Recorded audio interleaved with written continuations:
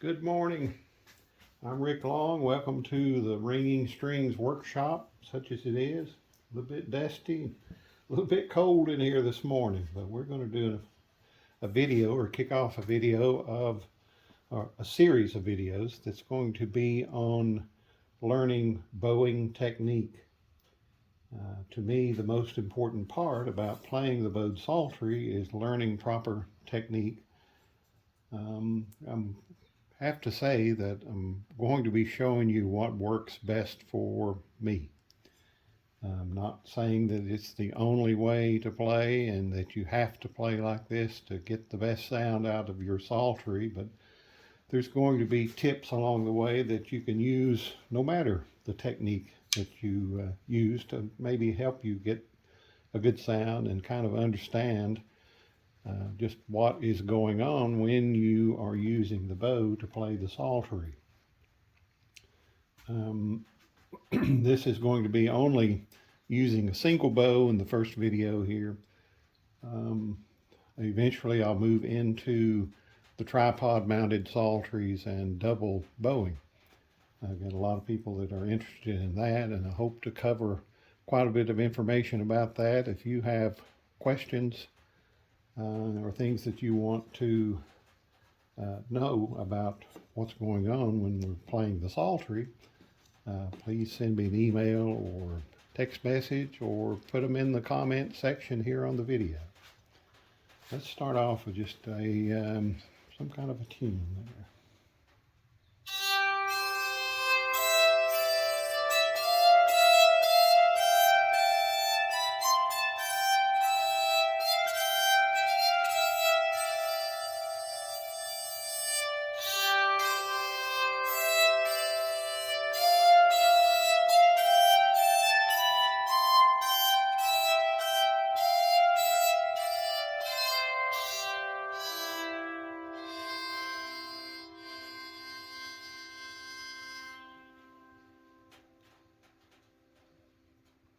Okay, so you've got your psaltery bow.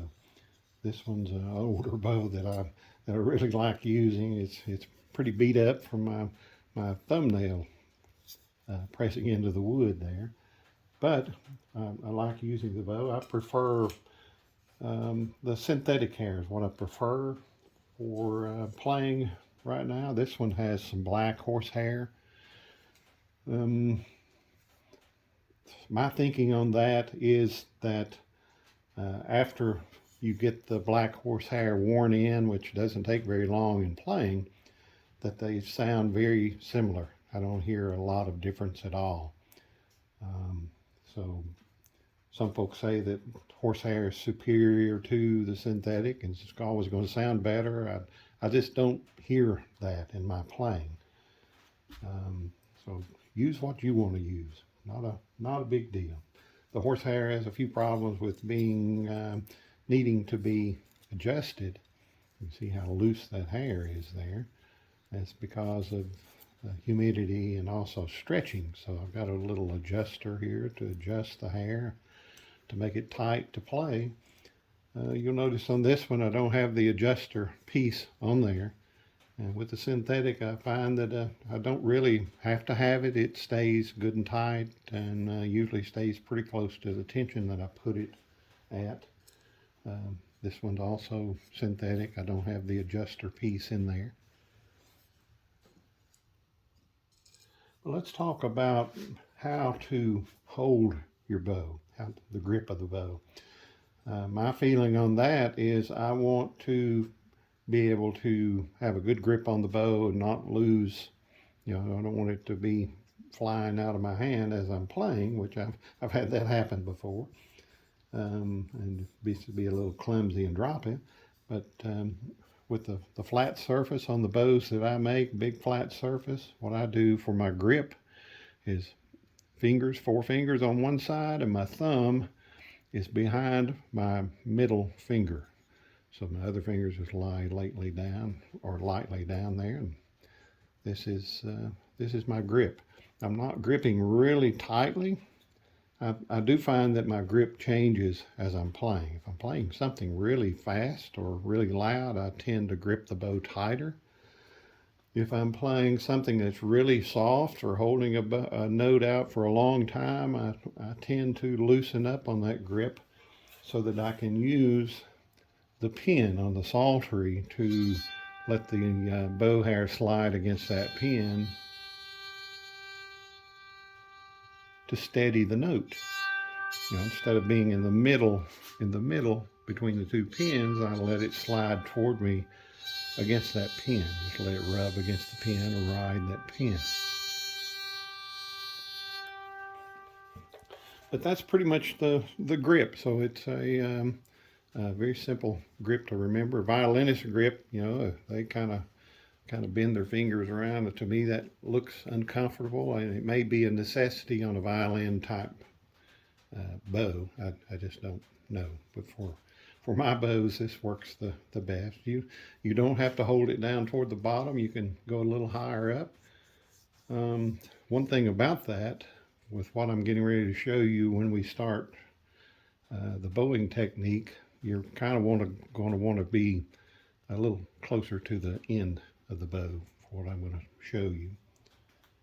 I don't know if you noticed or not, but I've got a little mark on my bow right there. It's not really in the center of the bow. It's more like maybe a third from the tip.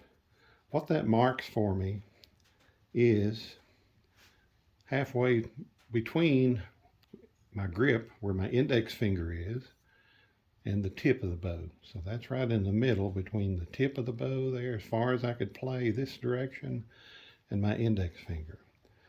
The reason I do that, I recommend that you use that as your starting point for every time you play the Psaltery, every song you play. But I'm not saying that you go back to that for every note.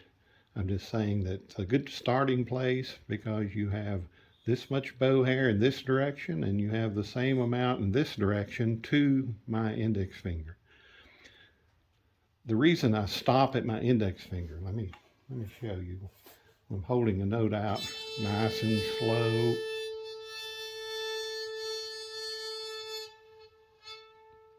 So when I got to my index finger, the weight of my hand is also over the bow hair.